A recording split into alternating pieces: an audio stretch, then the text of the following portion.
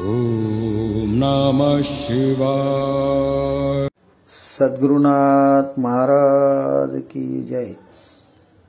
नमस्कार मंडळी, आज आपण श्री सद्गुरू शंकर दगडे महाराज यांच्या कृपा आशीर्वादानं आपण अध्यात्म माझं या सदरातून देहाची ओळख करून घेणार आहोत।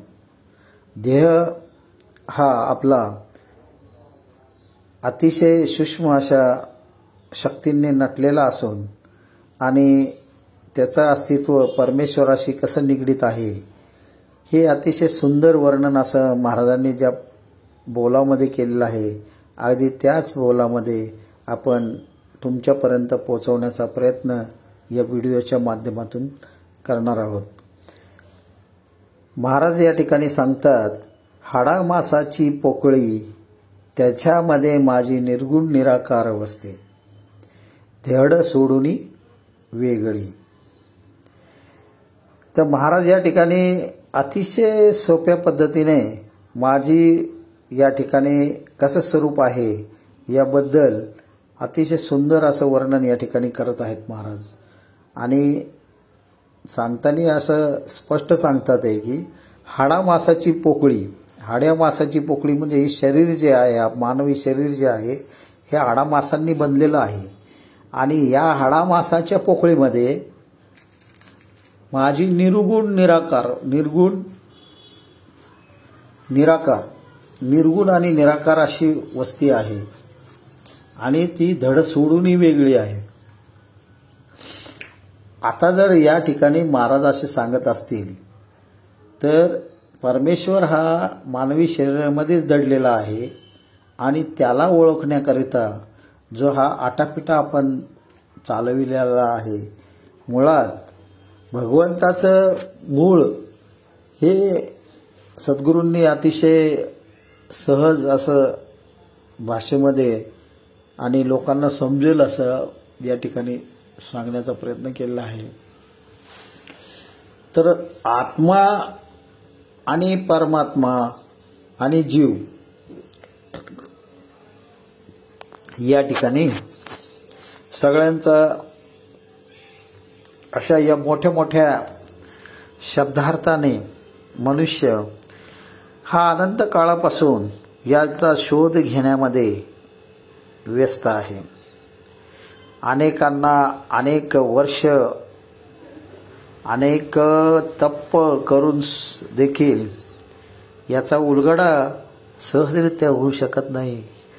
असा उलगडा महाराजांनी इथे आपल्या अनुभवातून जनतेला सहजरित्या कळावा म्हणून या ठिकाणी अगदी सहज पद्धतीने या ठिकाणी वर्णन केलं की हाडामासाची माझी देहपोकळी त्याच्यात माझी निर्गुण निराकार वसती, धड सोडूनी वेगळी।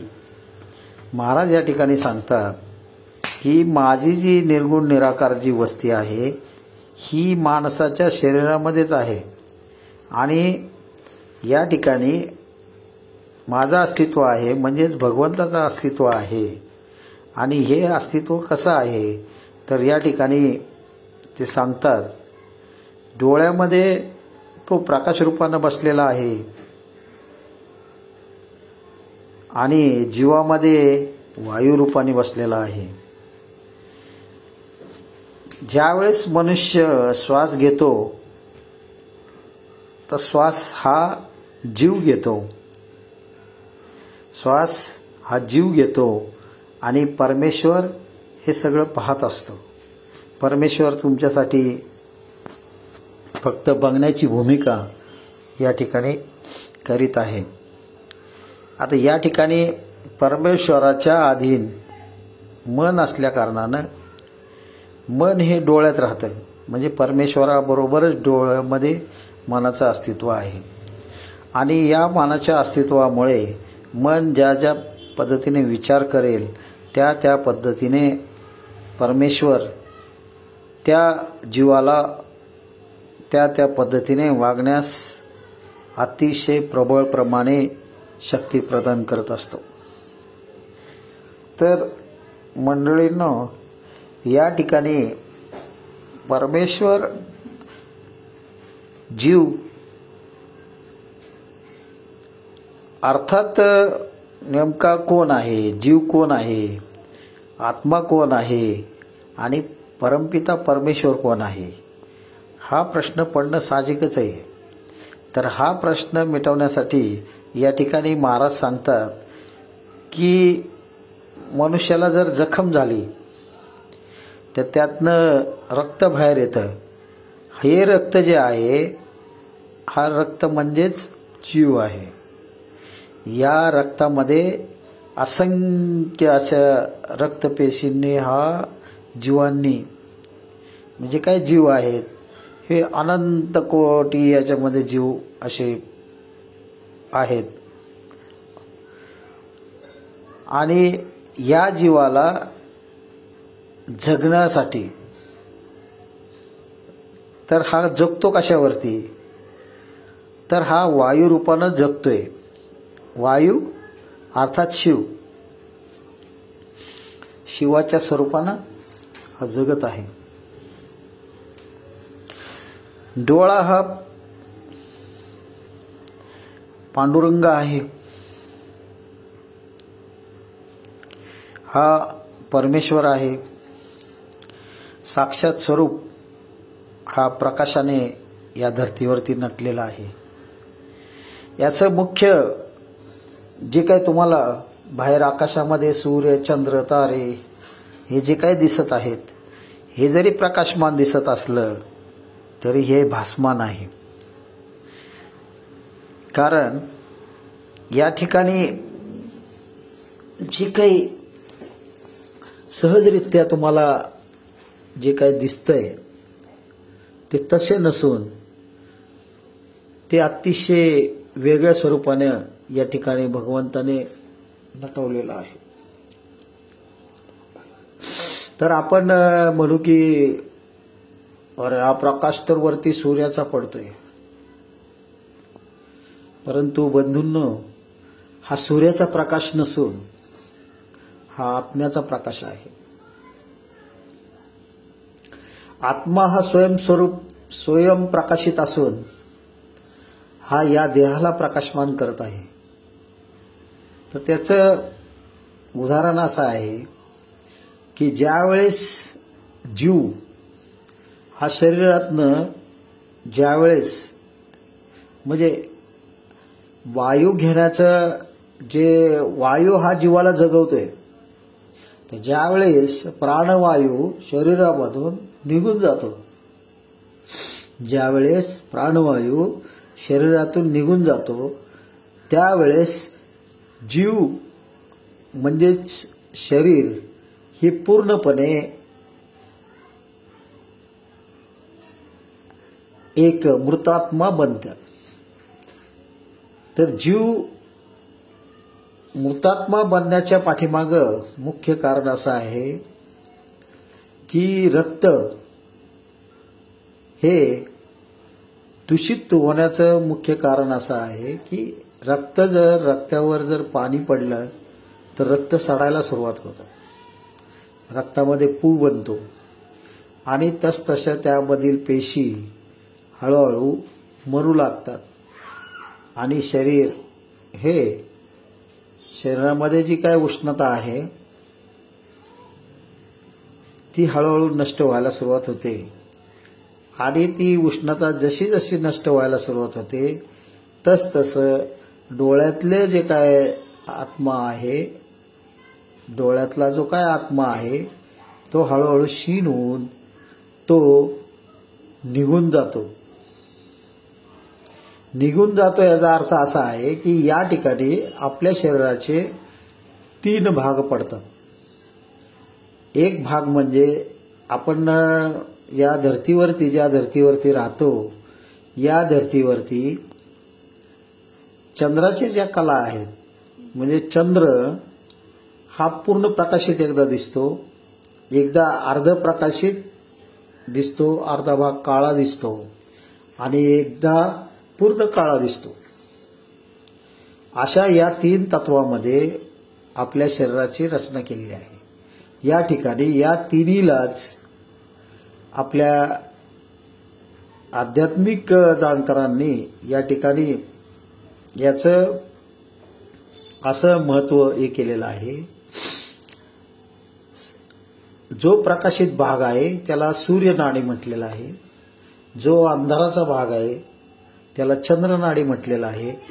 आणि जो अर्धा प्रकाशित आहे आणि अर्धा अंधारात आहे अशा जो भाग आहे त्याला सुषुम्ना नाडी असं म्हटलेलं आहे. कारण हा दोन्ही नाकातनं ज्यावेळेस चालतो म्हणजे अर्धा प्रकाशात आणि अर्धा अंधारात ज्यावेळेस दोन्ही ह्याच्यामध्ये वायू चालतो त्यावेळेस या आत्म्याचा म्हणजे या शरीराचं जे काय काय कामकाज चालतं तर या तिन्हीच गुणावरती चाललेलं आहे. त्यामुळे चंद्राला या कला आहेत. तसं सूर्याला कला नाहीत पण चालतं हे सूर्यामुळंच. कारण सूर्य हा प्रकाशमय आहे, आत्मा आहे. तर याचं मुख्य असं कारण आहे की मग शरीराचे पण 3 भाग केलेले आहेत. तर स्थूल शरीर, सूक्ष्म शरीर आणि कारण शरीर. आता सूक्ष्म म्हणजे अतिसूक्ष्म शरीर आहे. इथे अतिशय सूक्ष्म अशा याच्यामधून प्रवास करतं. तर मनाच्या या 3 भागामध्ये जे मन आपलं आहे या 3 भागामध्ये विभागलं गेल्यामुळे त्याचे कार्य हे दिवस आणि रात्र या दोन्ही प्रहारामध्ये विभागलं गेलेलं आहे. ऍक्च्युअल त्याचं जे अस्तित्व आहे शरीराचं एक मुख्य शरीर हे स्थूल शरीर आहे आणि त्या स्थूल शरीरामध्ये सूक्ष्म शरीर आहे आणि त्या सूक्ष्म शरीराचे स्थूल आणि सूक्ष्म असं एकत्रित एक शरीर आहे. ते सूक्ष्म पण आहे आणि स्थूल पण आहे असं वेगळं त्याला ते दोन्ही पद्धतीने कार्य करतं. सूक्ष्म पद्धतीने पण काम करतं आणि स्थूल पद्धतीने पण काम करतं. तर या ठिकाणी मंडळीनं की शरीर हे स्थूल सूक्ष्म शरीर एक आहे, सूक्ष्म शरीर एक आहे आणि अतिसूक्ष्म एक शरीर आहे. तर अतिसूक्ष्म शरीर हे ज्यावेळेस स्थूल आणि सूक्ष्म शरीर ज्यावेळेस पूर्णपणे थकलं जातं म्हणजे थकतं पूर्णपणे तर ज्यावेळेस तो विश्रांती घेतो, विश्रांती म्हणजे रात्र ज्यावेळेस होते त्यावेळेस स्थूल सूक्ष्म शरीराचा ताबा पूर्णपणे सूक्ष्म शरीर धारण करते. ताबा पूर्णपणे सूक्ष्म शरीर धारण करते. त्यावेळेस स्थूल सूक्ष्म शरीर हे विश्रांती म्हणजे निद्रा अवस्थेमध्ये जाते. ज्यावेळेस निद्रा अवस्थेत जाते त्यावेळेस सूर्य हा अस्त होतो आणि चंद्र हा अर्ध प्रकाशित होतो म्हणजे चंद्र प्रकाशित होतो आणि याच्यामध्ये काळोख अंधारामध्ये हा अतिशय निद्रा अवस्थेमध्ये संपूर्ण डार्क अंधारामध्ये भ्रमण करतो म्हणजे त्याचं भ्रमण दिसून येत नाही. परंतु सूक्ष्म शरीर ज्यावेळेस भ्रमंतीवर असते त्यावेळेस मात्र अर्धा प्रकाश आणि अर्धा अंधार असतो.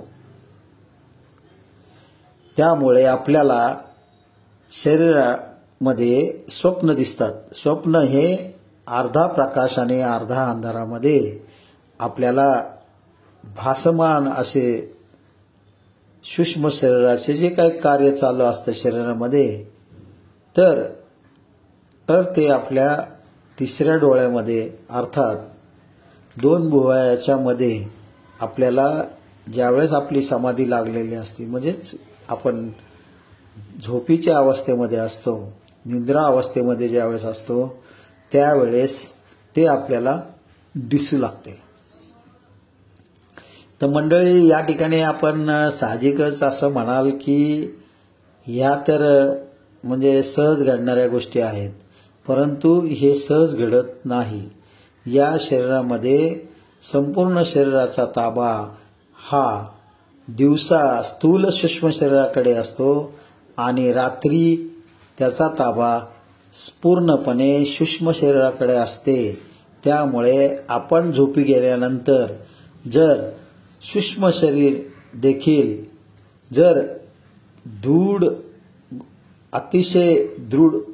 अतिशय निद्रा अवस्थेमध्ये म्हणजे शांत झोपेमध्ये जर असाल तर तिन्ही ध्येय एकाच ठिकाणी ज्यावेळेस केंद्रित होतात त्यावेळेस आपली ही समाधी अवस्था हो लागते, आपली समाधी लागते. त्यावेळेस आपल्याला कशाचेही भान, कशाचेही अस्तित्व काहीही जाणवत नाही.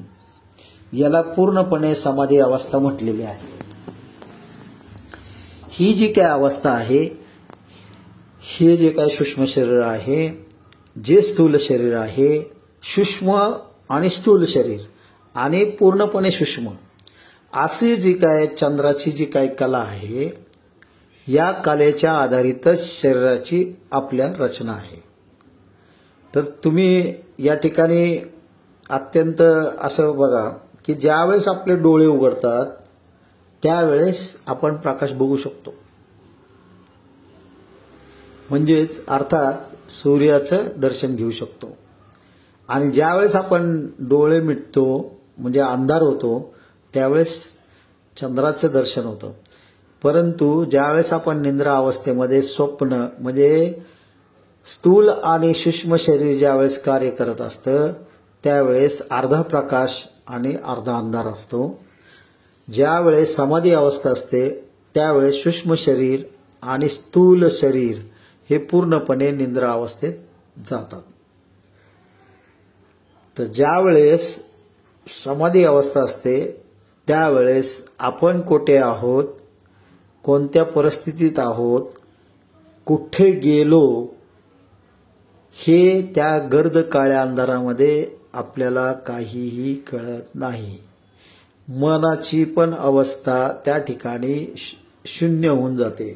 त्या ठिकाणी शून्य अवस्था म्हणजे कोणतीही तुमच्यामध्ये भावना निर्माण होत नाही किंवा तुम्हाला कोणत्याही प्रकारचे भासमान प्रतिमा किंवा वाणी किंवा कोणत्याही प्रकारचं वाद्य किंवा कोणतेही ध्वनी हे ऐकायला येत नाही. अशीच अवस्था ही मृत्यूसमयी सुद्धा असते. ज्यावेळेस मनुष्याचा मृत्यू हा होत असतो त्यावेळेस त्याची संपूर्ण म्हणजे या तिन्ही शरीरावरचा ताबा सुटतो.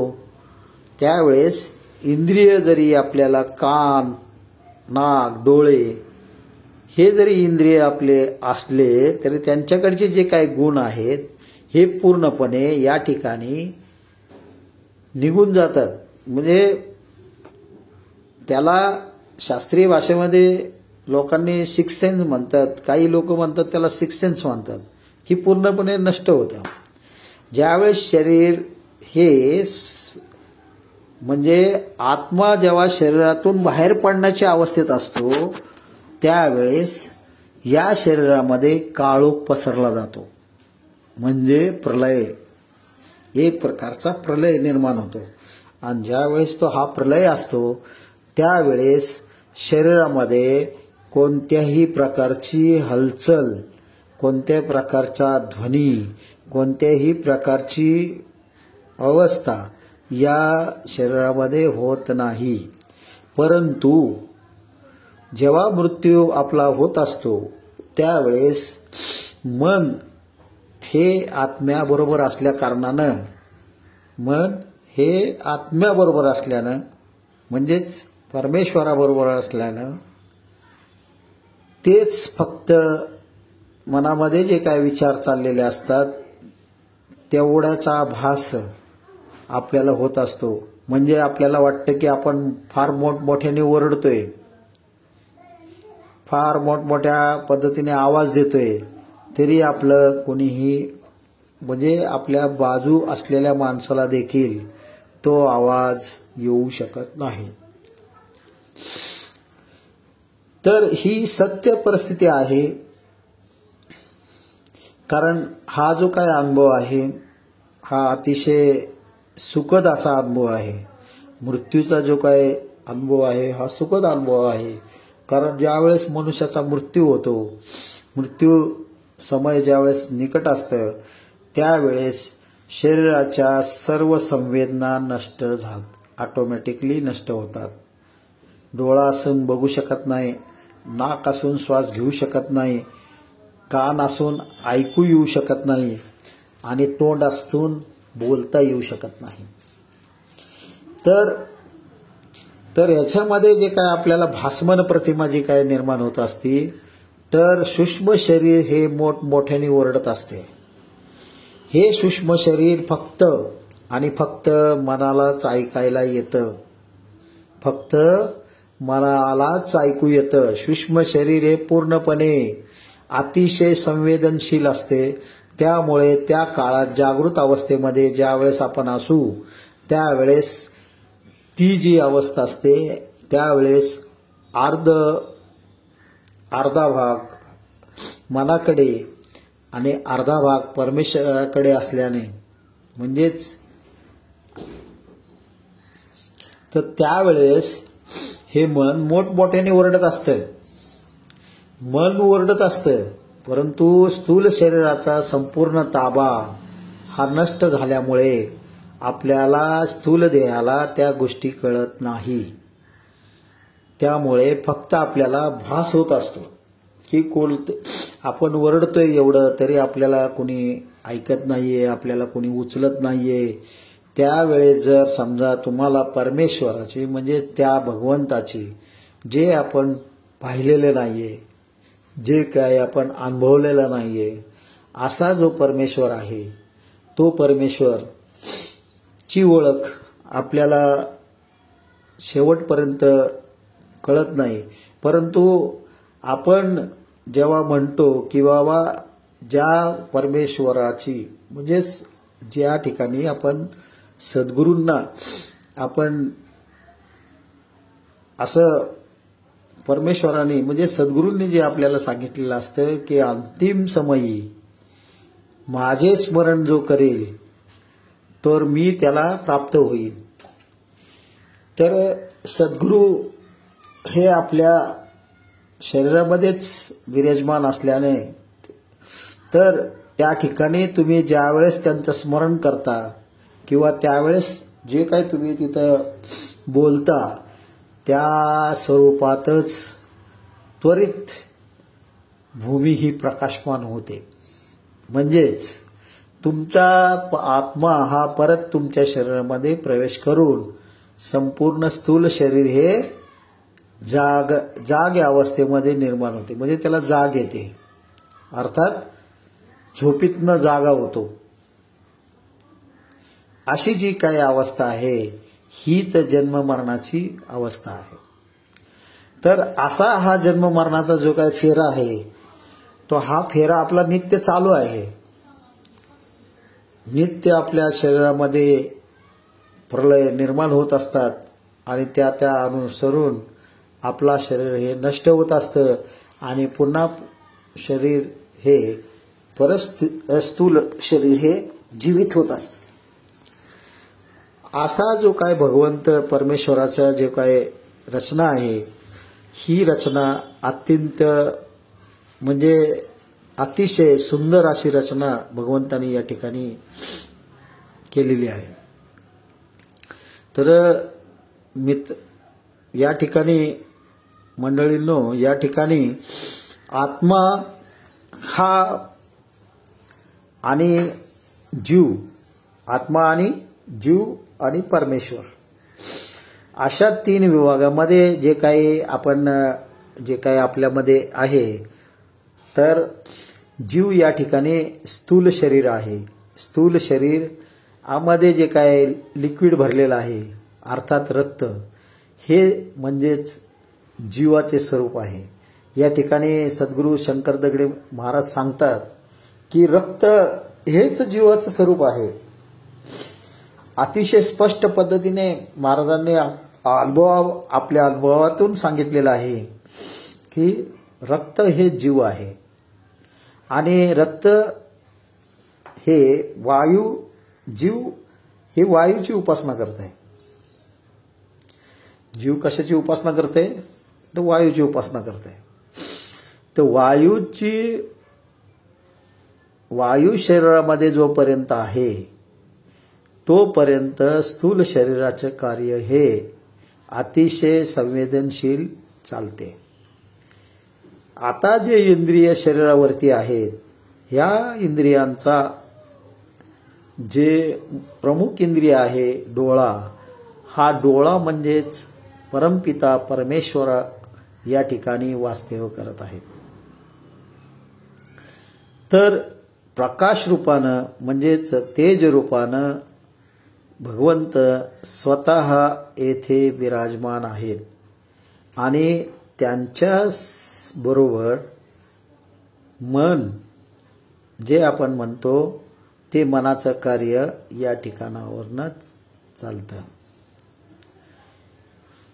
मंडळींनो, हा अतिशय गूढ असा विषय अतिशय सुंदर पद्धतीने सद्गुरू शंकर दगडे महाराज यांनी या ठिकाणी सांगितलेलं आहे।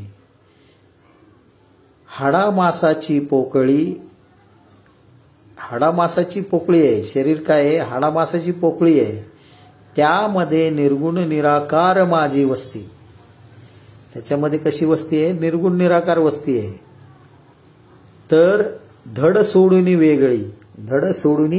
वेगळी प्रकाश हा धडाशी धड सोडू नये, वायू धड सोडू नये, धडामध्ये नाहीये। वायू हा निसर्ग आता शरीरामध्ये म्हणजे या निसर्गामध्ये संपूर्ण भरून आहे आणि या दोन्ही तत्वावरती म्हणजे या तीन तत्वावरती तर आपलं शरीर हे मूळतः तीन तत्वाने बनलेलं आहे। तर हे संपूर्ण जे काय तत्व आहेत त्यालाच इडा पिंगळा सुषुम्ना, रामकृष्ण हरी आणि आनापानसती अनेक नावं या तत्वांना आध्यात्मिक मध्ये दिलेली आहेत आणि ही सर्व कोड लँग्वेज मध्ये अर्थात म्हणजेच गुप्त ठेवण्यात आलेली आहेत। तर ह्या 5 इंद्रियांपासूनच संपूर्ण सृष्टीमधील जे काही नियम आहेत, जे काही इंद्रिय आहेत आपले, त्या इंद्रियापासूनच जे मुख्य 4 इंद्रिय आहेत, या इंद्रियांकडून संपूर्ण सृष्टीमध्ये जे काय तुम्ही पाहताय आज त्याचं सर्व सार या इंद्रियांकडेच आहे। तर मंडळींनो, तर आपल्याला हा व्हिडिओच्या माध्यमातून मला एवढंच सांगणं आहे की परमेश्वराचं स्वरूप आणि मनुष्याचं स्वरूप यामध्ये भिन्नता आहे। मनुष्याचे स्वरूप हे स्थूल शरीराने स्थापित आहे, तो दिसतो आपल्याला डोळ्याने, परंतु परमेश्वराचं जे काय स्वरूप आहे हे आपल्याला डोळ्याने दिसत नाही, परंतु आपल्याला ते जाणवते। वायू दिसत नाही परंतु आपल्याला जाणवतो, हाच जीव आहे। शरीरामध्ये जे जीव निघून जातो म्हणतो ना आपण, तर जीव जाणे म्हणजेच वायू शरीरातून निघून जाणे।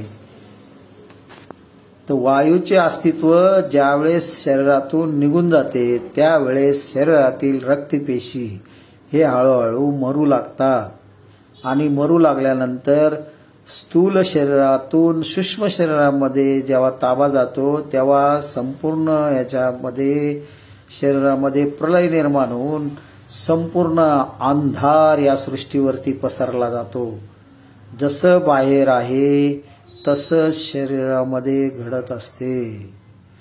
जसं सृष्टीमध्ये चंद्राला 3 प्रमुख कला गणल्या जातात, त्याच प्रमुख कला या सृष्टीमध्ये म्हणजे शरीराच्या सृष्टीमध्ये जसेच्या तसं घडत आहे.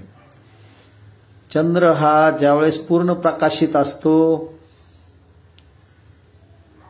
तेव्हा हे जीवनमान अतिशय सुंदररित्या चाललेले आहे. ज्यावेळेस शरीरामध्ये कंपन निर्माण होतात किंवा हालचाल निर्माण होते त्यावेळेस शरीर अर्ध प्रकाशमय असतं ना अर्ध अंधारमय असतं. आणि ज्यावेळेस पूर्ण प्रलय येतो त्यावेळेस पूर्ण अंधारमय असं हे शरीराची रचना या सृष्टीने केलेली आहे. त्यामुळे वायूची गती ही शरीरामध्ये ज्या पद्धतीने कार्यरत असते त्याप्रमाणे शरीरामध्ये काय हालचाल चालू होते याचा स्वर म्हणजेच वायूच्या अभ्यासाने आपल्याला कळू शकते. त्यालाच स्वर विज्ञान असं म्हटलं गेलेलं आहे आध्यात्मिकमध्ये. जो वायूचा संपूर्ण अभ्यास या स्वरामध्ये दिलेला आहे. तर यासाठी शिव सर्वोदय नावाचे अनेक ग्रंथ यामध्ये निर्माण झालेले आहेत. अनेक तज्ज्ञांनी अनेक प्रकारचे त्याच्यामध्ये विश्लेषण दिलेले आहेत. पण हे सारे जे काही सार आहेत हे शरीराच्या निगडीतच आहेत. तर त्यामुळे परमेश्वराचं अस्तित्व आणि परमेश्वराचं जे काही कार्य आहे हे अतिशय सुंदर पद्धतीने या ठिकाणी केलेलं आहे. तर वायू हा ज्यावेळेस आपल्या शरीरामध्ये येतो तो हा थेट आपल्या बेंबीपर्यंत जातो आणि बेंबीपासून परत पुन्हा तो आपल्या रिटर्न येतो. म्हणजे आपल्या शरीराची जी काही रचना आहे ते एक ऊर्जा येत असते आणि एक ऊर्जा बाहेर शरीरातून जात असते. तर काही वेळा असं घडतं की दोन्ही ऊर्जा एकसारख्या प्रवाहित असतात. म्हणजे एक ऊर्जा आत बी जाते आणि परत एक ऊर्जा बाहेर पण येत असते, पण ती सतत एकाच मार्गाने आत बाहेर करत असतात. तर अशा ज्या 3 अवस्था आहेत मनुष्याच्या श्वसनाच्या, तर ह्या 3 अवस्था प्रमुख आहेत. आणि हे दर्शवण्यासाठी चंद्राला देखील, चंद्रावरती जरी आपण पाहिलं तर पूर्ण चंद्र हा जो असतो त्या भागाला म्हटलं जातं सूर्यनाडी. जो अर्धा चंद्र आणि अर्धा काळा भाग असतो, म्हणजे 15 दिवसानंतर ही स्थिती जी काय निर्माण होती चंद्राची, जो अर्धा काळा असतो आणि अर्धा पांढरा असतो, तर ही जी काय अवस्था आहे ती सुषुम्ना अवस्था आहे. आणि ज्यावेळेस पूर्ण अंधार म्हणजे अमावस्याची स्थिती जी निर्माण होते ही जी काय अवस्था आहे ती अवस्था म्हणजे आपली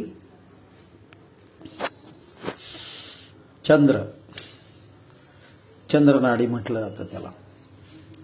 तर हे पूर्णपणे काळोखमय असते.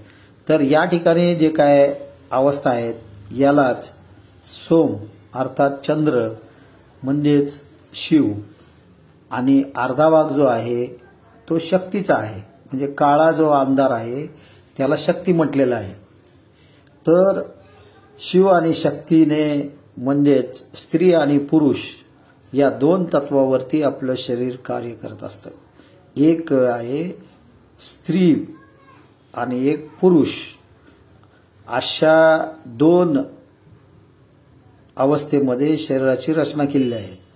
परंतु या दोघांनाही एकत्रितपणे ज्यावेळेस त्यांचं कार्य चालतं त्यावेळेस सुषुम्ना नाडीचं कार्य चाललं, शरीरामध्ये कार्य चालतं. तर या दोन्ही ज्या काय अवस्था आहेत त्याच अवस्थेवरून स्थूल शरीर सूक्ष्म शरीर, स्थूल सूक्ष्म शरीर आणि अतिसूक्ष्म शरीर, म्हणजे त्याला अनेक पद्धतीने मनुष्याने अनेक अनंत काळापासून या अनुभवातून ज्या लोकांनी, ज्या संतांनी अतिशय प्रामाणिकपणे ज्यांनी या ठिकाणी सांगण्याचा प्रयत्न केलेला आहे, परंतु ही जी काय अवस्था आहे ही स्व अनुभवातून ज्यावेळेस तुम्ही त्यातून जाता त्यावेळेसच तुम्हाला या गोष्टी कळू शकतात. अर्थात मृत्यूचा अनुभव घेतल्यानंतरच तुम्हाला मृत्यू हा कसा आनंदमय आहे याचा अनुभूती आपल्याला प्रत्यक्षरित्या येऊ शकते. कारण जेव्हा जीवाचं अस्तित्व नष्ट होतं त्यावेळेस गर्द काळा अंधार या सृष्टीवरती पसरतो आणि ज्या वेळेस सूक्ष्म शरीर आणि स्थूल शरीर हे दोघंही असतात, म्हणजे जिवंत असतात, ना मृतही नसतात आणि जीवनही नसतात, म्हणजे त्याला काय म्हटलं जातं, कोमामध्ये गेलेला आहे. शरीर आहे, त्याला कळतंय परंतु त्याला समजत नाहीये. अशी जी अवस्था आहे, ही जी काही कोमातली अवस्था आहे, याला स्थूल सूक्ष्म शरीर असं म्हटलं जातं. आणि संपूर्ण सूक्ष्म शरीर हे पूर्णपणे काळा अंधार आहे. या ठिकाणी तुम्हाला कोणत्याही प्रकारची ओळख लागली जात नाही.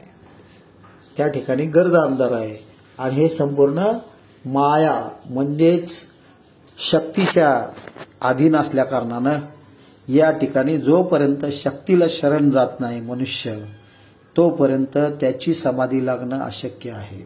म्हणजेच जोपर्यंत मनुष्य हा स्त्रीला शरण जात नाही तोपर्यंत त्याची समाधी लागणं अत्यंत कठीण आहे. तरी या अवस्था सर्व मनुष्याने अतिशय सूक्ष्म पद्धतीने या आध्यात्मिक जगताचा मार्ग आहे आणि हा मार्ग अतिशय न समजणारा असा हा मार्ग आहे. परंतु आज शास्त्र, विज्ञान जे काय आपण म्हणतो याच्या माध्यमातून आपल्याला थोडंफार ज्ञान याच्यातनं होऊ शकतं. तर मंडळींनो, आज आपण याच ठिकाणी थांबूयात. तर पुढील भागामध्ये आपण याच्यातील अत्यंत गूढ असं रहस्यांचं, अतिशय महत्त्व असं रहस्य आपण मनुष्य देहाबद्दलचं जाणून घेणार आहोत. तरी याच ठिकाणी मी आपल्या बोलायला विराम देतो आणि भेटूया आपण पुढील भागामध्ये आणि असाच एखादा नवीन व्हिडिओ घेऊन. आणि हा व्हिडिओ इतरांनाही शेअर करा आणि सबस्क्राईब केले नसेल तर अवश्य सबस्क्राईब करा. धन्यवाद.